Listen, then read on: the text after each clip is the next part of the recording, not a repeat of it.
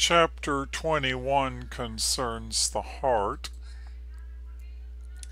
So the heart consists of right and left ventricle and right and left atria. The atria receive the blood and pass it on to the ventricles, and then the ventricles contract, and in the case of the right ventricle, it goes from there to the lungs.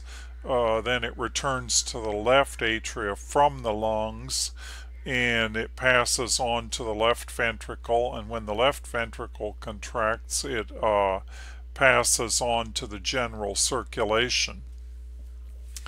The heart is located between, or normally it should be located between the second and fifth intercostal spaces. And it's between the right sternum and the right midclavicular line. Later on when you auscultate, where you hear things is not going to be exactly where the underlying structures are located. Like we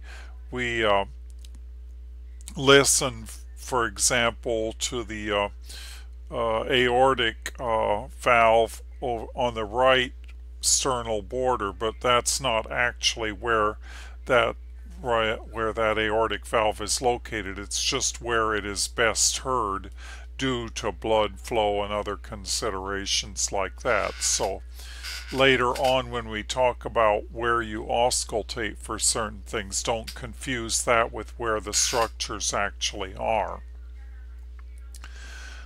The upper portion along the second intercostal space is the base, and then the lower portion normally around the fifth intercostal space around the midclavicular line, left midclavicular line, is going to be the apex. And that is exactly opposite of what happens with the lungs, where with the lungs the upper part is where the apex is and the lower part is where the base is.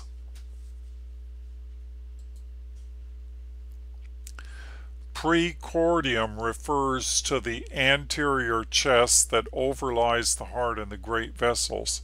Don't confuse this with the pericardium. They sound very similar, but they're two different things. As I say, the precordium is that anterior chest. The pericardium is the lining surrounding the heart. And that's what gets inflamed in pericarditis. Also, there's two circulations. There's the pulmonary circulation and systemic circulation. Pulmonary circulation goes from the right ventricle. The blood goes from right ventricle to the pulmonary artery, but it's still venous blood and it's at a low pressure. The right ventricle is only going to achieve pressures of maybe 20 millimeters of mercury or so, maybe 25, maybe a little higher.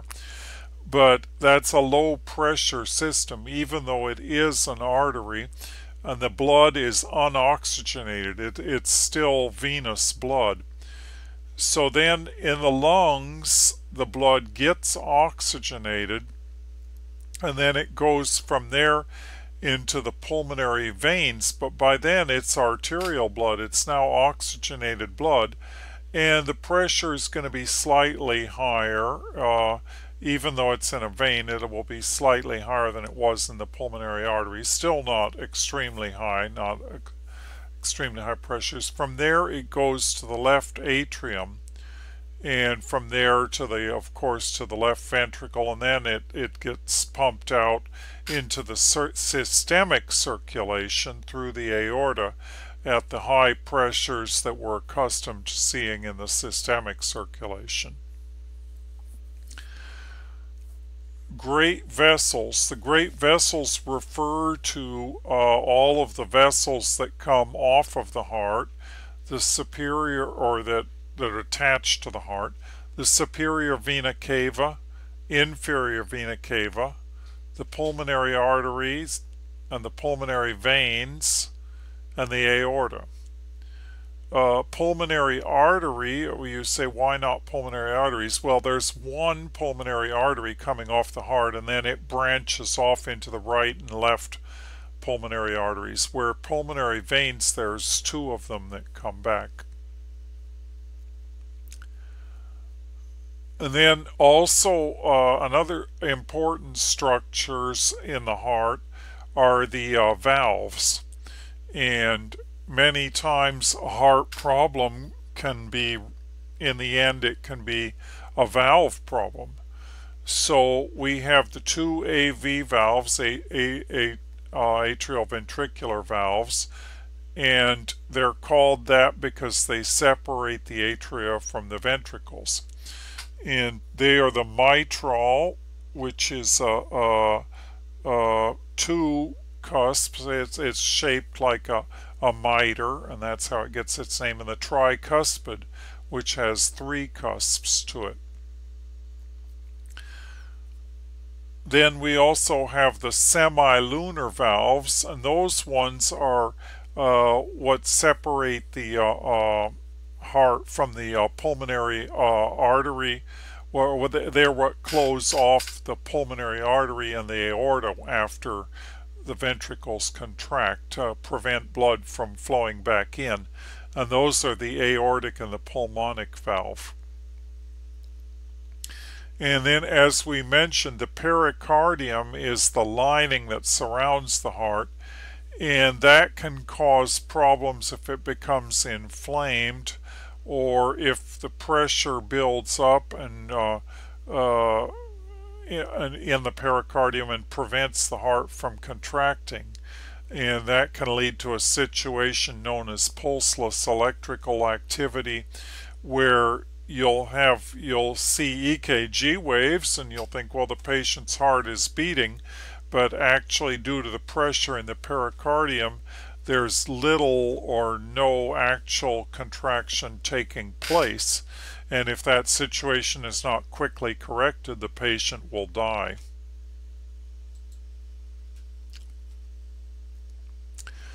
The electrical conduction system of the heart, normally impulses start at the sinoatrial node, and then they pass from there to the atrioventricular node, the AV node, which the atrioventricular node delays the impulse slightly. It's sort of like a timing device, if you will, where it causes the ventricles and the atria and ventricles to contract at slightly different times, which will cause a more efficient pumping action. So then and then from the AV node it goes to the bundle of His, and then it separates into right and left bundle branches, and eventually to the Purkinje fibers.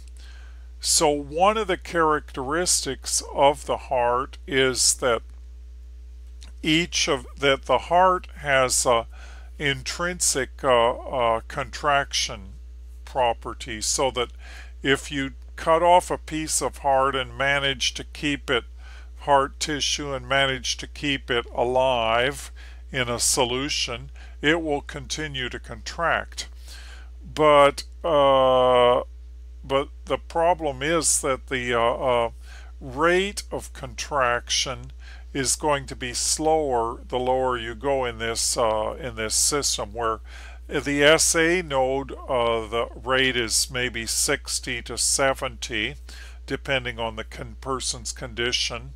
At the AV node, it will be slower. At the bundle of His, it will be even slower, and so on. So that's why when you get, say, a junctional rhythm, it will typically be, say, 40 or 50 instead of 60 or 70. So this is the way we typically assess the electrical conduction system is by looking at EKGs.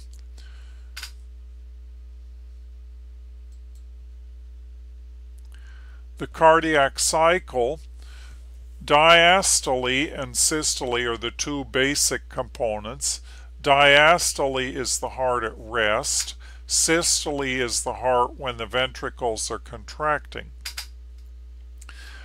Diastole is normally 2/3 of the heart cycle, but as heart rate increases, that proportion will get less and less.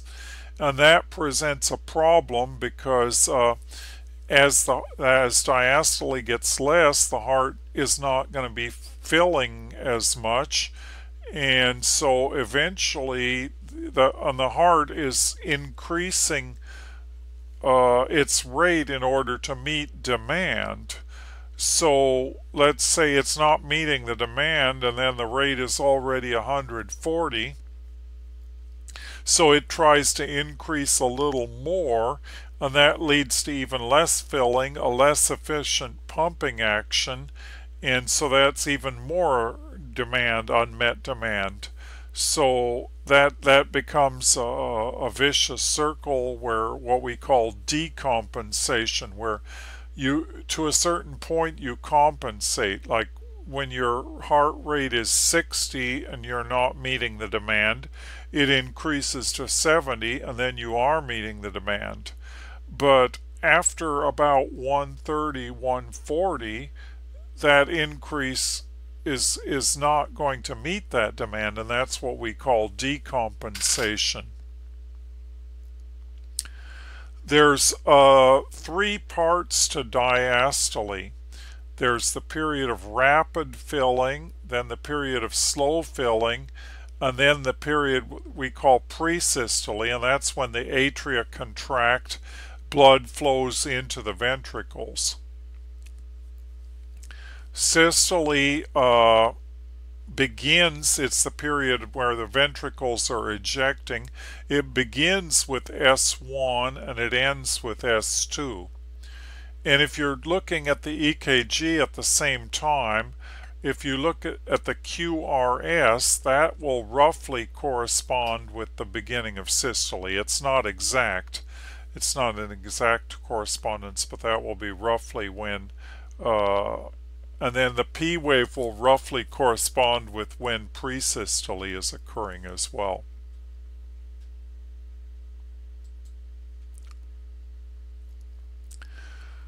So normal heart sounds, we already mentioned S1 and S2. And S1 is produced by the AV valves, the mitral and the tricuspid closing.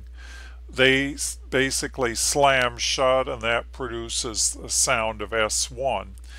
And under normal circumstances you hear them together. And this one is heard loudest at the apex of the heart because that's where you're going to hear those 2 valves or things with the 2 valves. Then S2 is produced by the closure of the semilunar valves. Remember, the aortic and pulmonic valves. It's going to be heard loudest over the bass. And normally, again, you'll hear both of these together, but in either one of these sounds could in some circumstances be split. And sometimes the split is not a problem. It's a physiological split. It's not a health problem, but sometimes it could be related to or indicating a health problem. These sounds can also be accentuated or diminished. And I'm not going to go into all the details. The book talks about all the details about under what circumstances they're split, accentuated, diminished, and all that. Now, you may be confused and think that you're hearing a split sound, but it's actually an extra heart sound. And there are 2 of these that are particularly likely to confuse you, S3 and S4. S3 is heard right after S2, and S4 is heard right before S1. And these are both related to ventricular filling. Murmurs are either swishing or rumbling type sounds. They're caused by abnormal blood flow. And you hear them in situations of either stenosis, where there's, say, a passageway such as a valve or something like that. A passageway is narrowed. It's abnormally narrow. Think about if you have a stream in the back of your house, and then the stream is flowing, you hear a normal sound, and then if you put a bunch of rocks in there and narrow the area that stream has to flow through, then you'll hear a rushing sound there. Well, the same thing happens in the heart sometimes. Another problem that can occur is regurgitation through a valve, where, say, the mitral or the tricuspid or both become incompetent. They don't seal completely.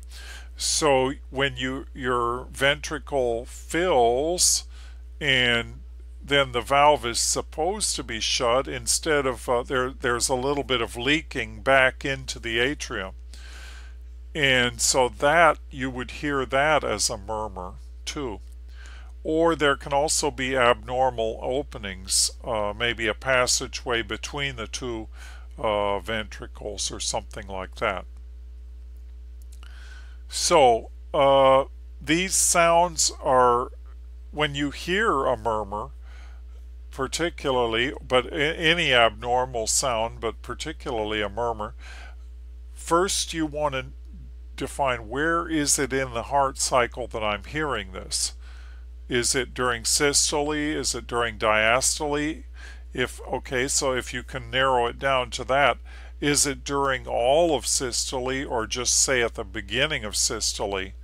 We call all of systole would be a pansystolic murmur, or we might say early systolic, late systolic murmur. And then we also have a term crescendo, meaning that it starts out low and then increases in sound, or decrescendo, where it starts out loud and then slow kind of decreases. And then when you've described it in all of those terms, then the next thing you need to do is identify where it is in the body that you best hear it. So you might hear it in several places, but where is it loudest? And then another thing that we I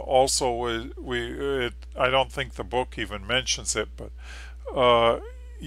there are grades for murmurs too, where one cardiologist I heard said a grade 1, and not even cardiologists can hear, and only with a amplified stethoscope. Grade 2, and then a grade 3 a nurse could hear. He was joking, of course. But there are grades for murmurs as well. Another thing for any of these sounds, sometimes you might hear them, say, only when the person is sitting, or only when the person is lying down, or if you turn them to their left side. So that would be important to note too, if that's the case, if you hear it only when they're in a certain position.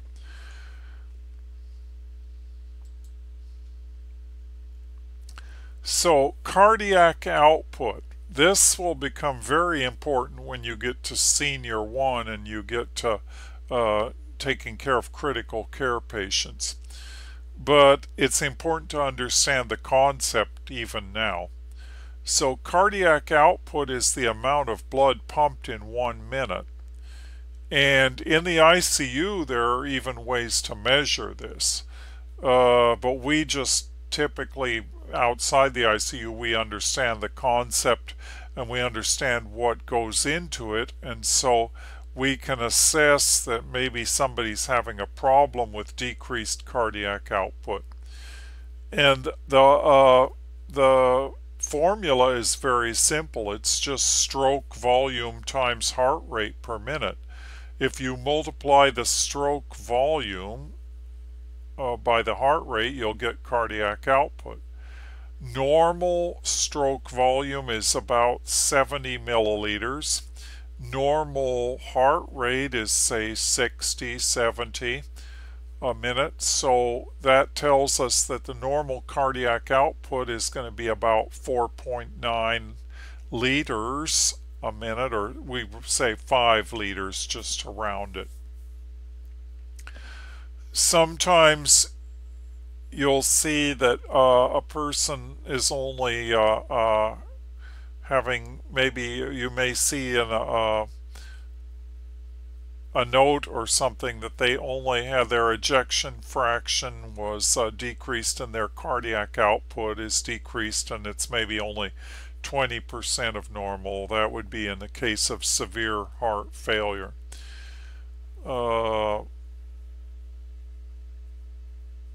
There are various ways that it's measured in the ICU, and you'll learn those when you get there.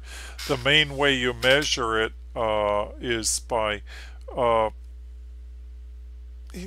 getting the blood flow and decreasing the temperature, passing the blood through an ice somehow outside. You have catheters that are in different parts of the heart, and by seeing how much the temperature goes down from one part to the other, well, then you can estimate how much the cardiac output. Now this is done by computers, of course, but that's the basic way that they measure cardiac output in the ICU. And so of course it involves having a catheter that goes actually like an IV with the tip of it in the person's heart, which is not something to do lightly. It's only done when it's extremely important to get accurate measures of cardiac output and pressures too. A lot of times those catheters are placed to measure the pressures more than the cardiac output itself, and the cardiac output just comes as a bonus.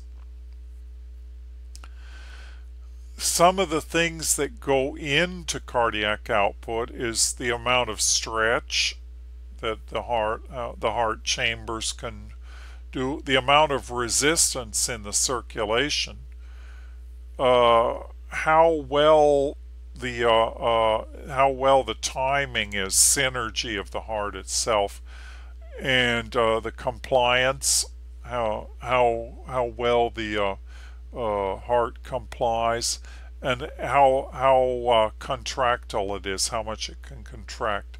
So things like if you increase systemic resistance by having stiff arteries, that's going to lower your cardiac output.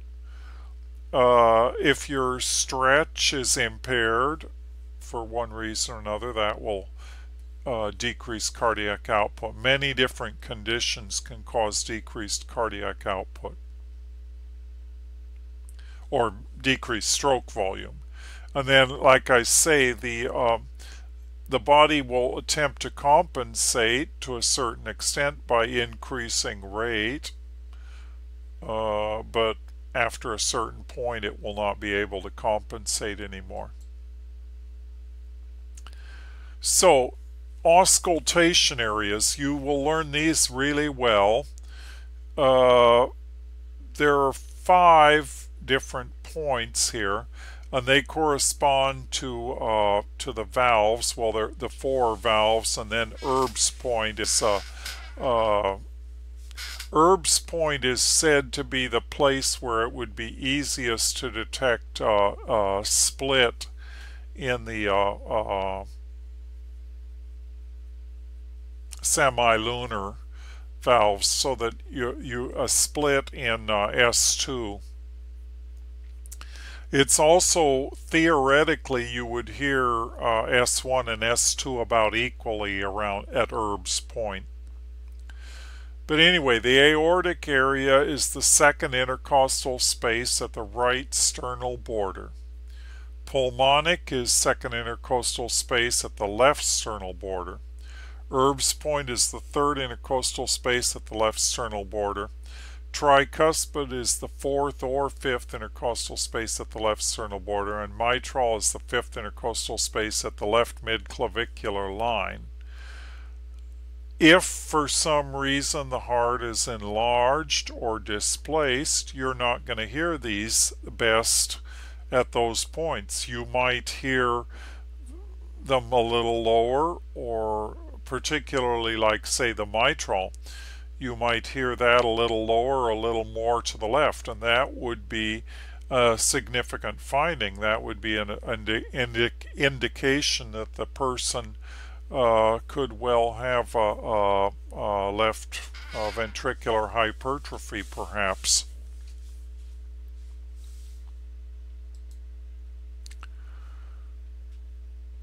Now, we mentioned the great vessels, and besides the pulmonary artery and pulmonary veins, we have the carotid arteries. We have them on the right and the left. They come off as a common carotid artery, but that bifurcates or splits into internal and external carotid arteries. And the pressure in the carotid artery is very close to the aorta, so it reflects the aortic pressure, and by palpating the carotid arteries, you're able to get a close representation of what's happening in the aorta. Similarly, the jugular veins, we have an internal and external, and they're very reflective of the right atrial pressure, and you may hear that referred to as systemic venous pressure, or central venous pressure, CVP. That's a measurement that's commonly done in the ICU, is CVP, central venous pressure. And you can basically measure that, or get a close measurement, by just having a catheter in the jugular vein.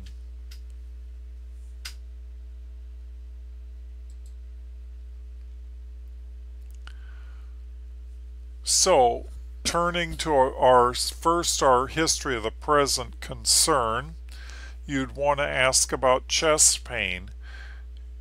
If you have chest pain that's not associated with angina, assume that that's MI until proven otherwise. That is an emergency. But of course you would want to ask about the characteristics of the pain and all of our usual cold spa questions. You might have cough as well, and you think, cough, that sounds like a respiratory problem to me. But cough can sometimes be cardiac related, and you'd want to know about what does the sputum look like, particularly if it's kind of pink or frothy. That could indicate congestive heart failure or pulmonary edema, some problem like that. Ask about, now you wouldn't ask if they have tachycardia. Half the people in the world don't know what that means. You'd ask, do you ever feel your heart is beating fast? And if they do, well, what circumstances does that occur under?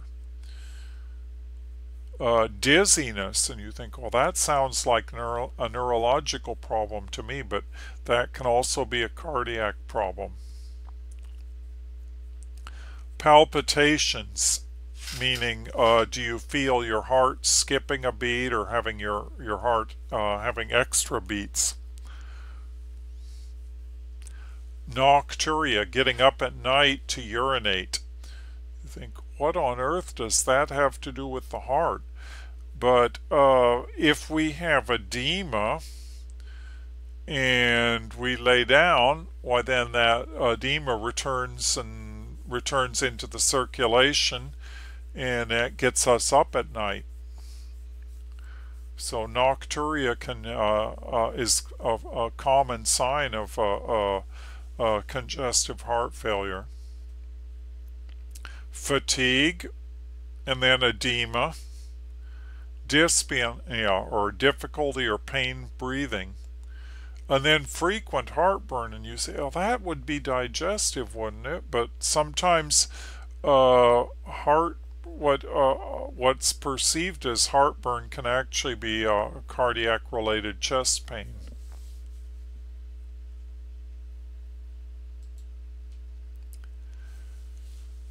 Then asking about personal health history, ask if they have ever been diagnosed with a heart defect or a heart murmur or anything like that.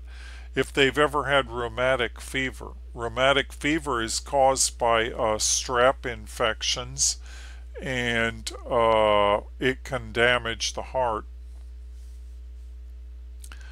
Heart surgery or any other interventions. There's balloon interventions, cardiac caths, things like that. And then if they have had an EKG, and if they have, what were the results of that EKG?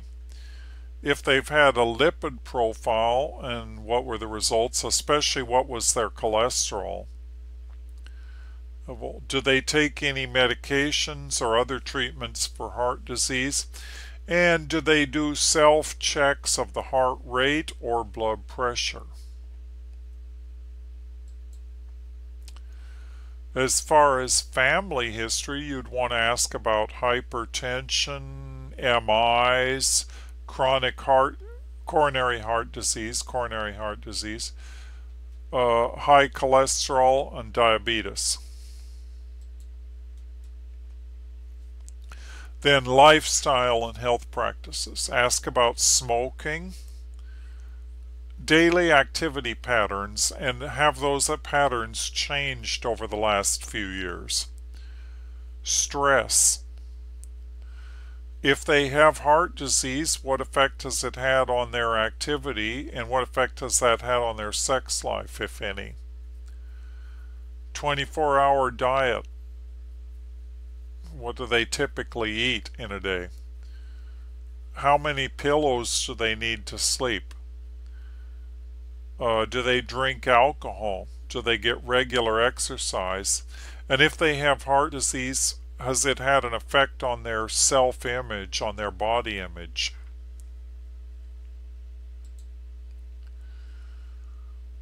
These are some of the risk factors for coronary heart disease. There are many of them. Age, males, bad heredity as far as if you have heart disease in the family. Smoking is a big one. Race. African Americans and Native Americans are at higher risk of heart disease than Caucasians. Hypertension and high cholesterol levels. Inactivity, obesity, diabetes, stress, alcohol, and diet. Now, turning to the objective assessment. First, you're going to observe for jugular venous distension. Normally, you won't see that at 45 degrees. And if you do see jugular venous distension, note at what elevation, how high you have to lift the patient's head before it goes away. You may also be able to see jugular pulsation. You'll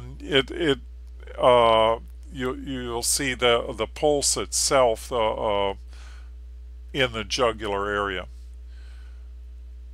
Then after you've observed that, listen for a carotid bruit. A bruit is, now normally you will hear something like S1 and S2. You will hear S1 and S2 there. But if you hear like a swishing or rushing or rumbling type fluid sound, then that would be a bruit. And you may have to ask the patient to hold her or his breath while you're listening for that briefly. Do check for the bruit before you palpate the carotid arteries, because palpating can make it go away. When you palpate the carotid arteries, just do one at a time. Palpating both at a time would be a safety hazard for the patient. You're going to palpate for amplitude and contour of the pulse, and also for how elastic the arteries feel. They should feel they should feel like an elastic feeling. They shouldn't feel hard.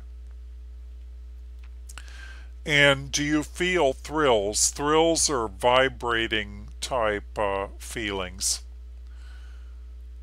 Inspect the precordium to see if there's visible pulsation. You should normally see pulsation. If you see it at all, you should normally just see it in the mitral area,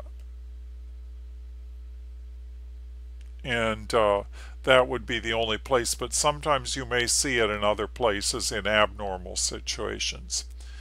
And then you would palpate in that same mitral area or apical area and see if you can feel the heart.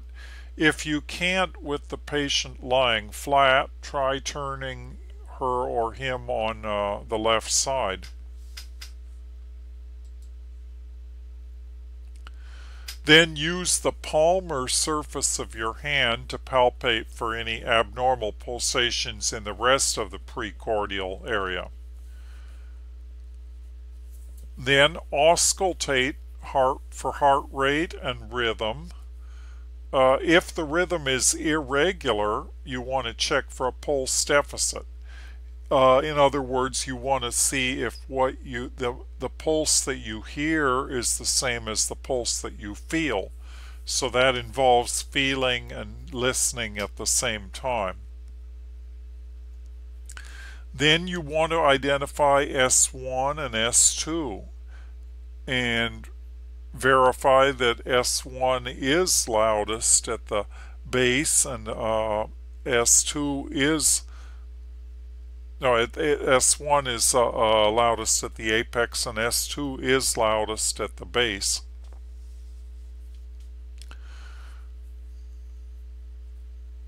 Then you want to auscultate for any extra heart sounds or murmurs that you hear.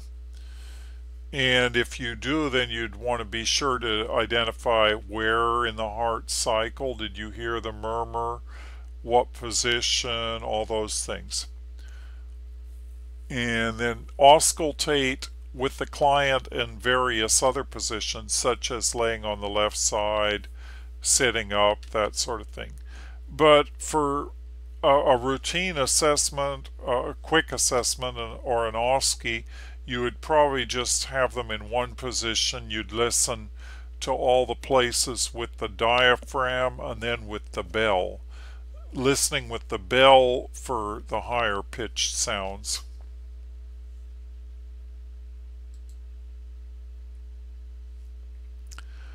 Some of the nursing diagnoses you would have, readiness for enhanced health management.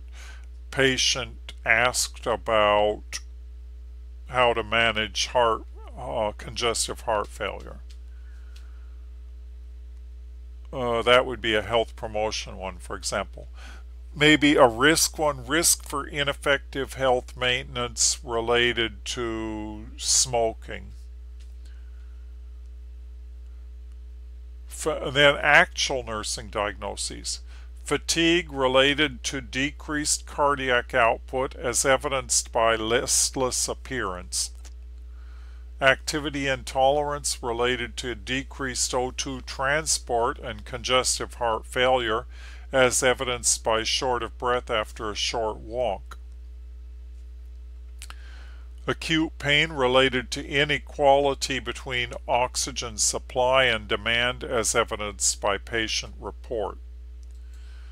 And then there are a number of collaborative problems or referrals that we might get when we're doing a cardiac assessment.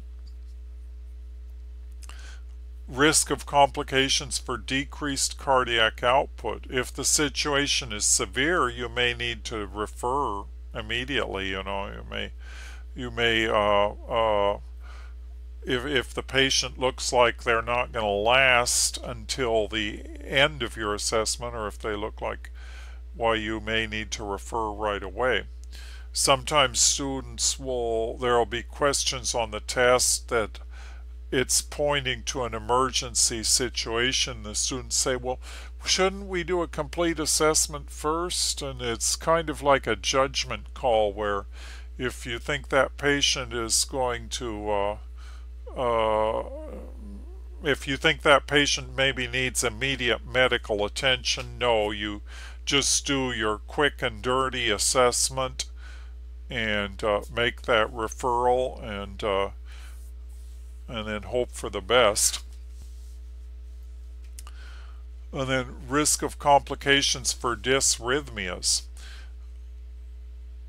You always want to report rhythm changes. So there are a few things that, for example, if you have a rhythm change from sinus rhythm to atrial fibrillation, atrial fibrillation is not an immediately life-threatening rhythm. Ventricular fibrillation is. You're not expected to know this right now at this level, but you will be by the time you get to senior 1. So those would be, but any rhythm change is something that you would want to report.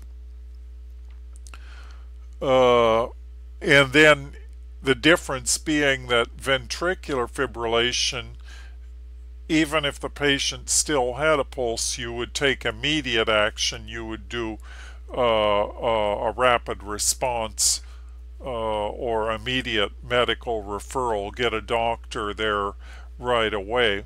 Where atrial fibrillation, you would definitely want to report, but it wouldn't have the same urgency that ventricular fibrillation does. VTAC. Hypertension, risk of complications for hypertension, risk of complications for suspected MI, risk of complications for suspected CVA. These are all things that you would want to either refer or get collaboration from a physician or other healthcare provider.